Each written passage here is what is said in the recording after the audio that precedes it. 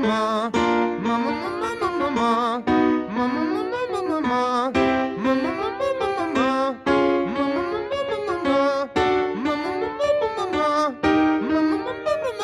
back down with me.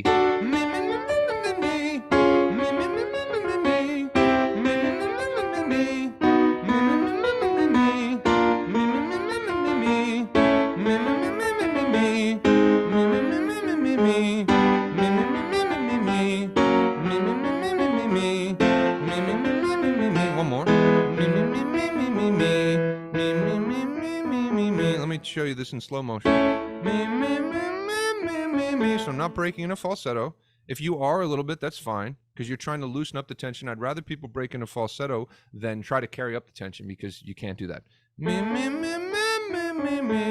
Think about it in terms of stretching. Because that's what we're also learning how to do. We're learning how to stretch the vocal cords. If people are telling you to try to build strength, you're trying to just build strength every day, fuck that, man. You need to build sustainable resiliency into the vocal cords and learn how to stretch them.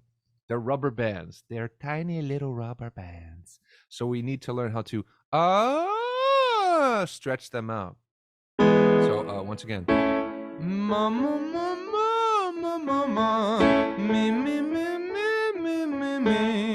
Now, let's take one more of these, because as you already probably know, I usually take these lessons over to Patreon.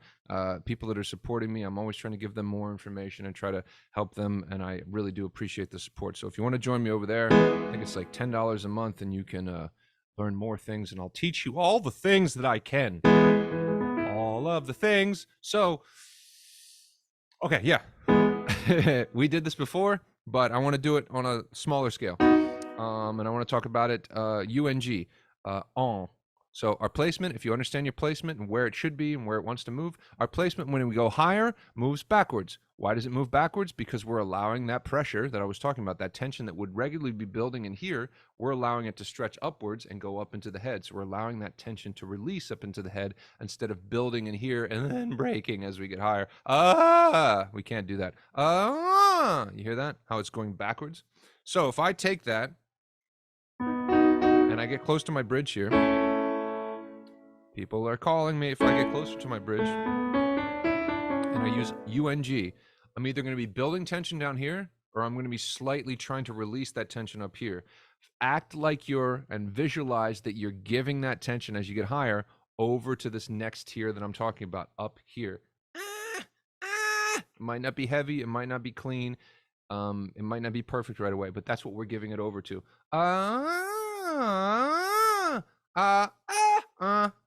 Ready? UNG.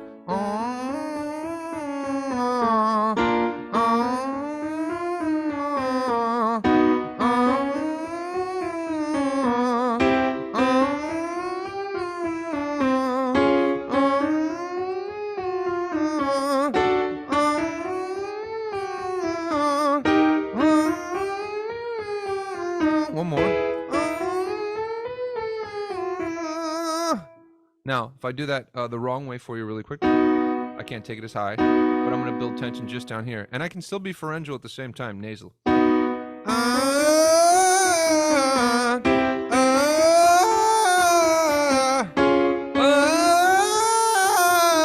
You see my entire physical body starts changing and warping itself to try to pull like this. Once again, a version of stretching the vocal cords, but not a good one, because even my physical, everything has to change.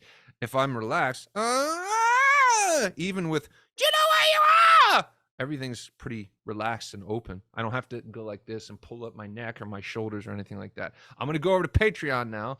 I try to keep these lessons short because I want to keep people's interest engaged and all that kind of stuff.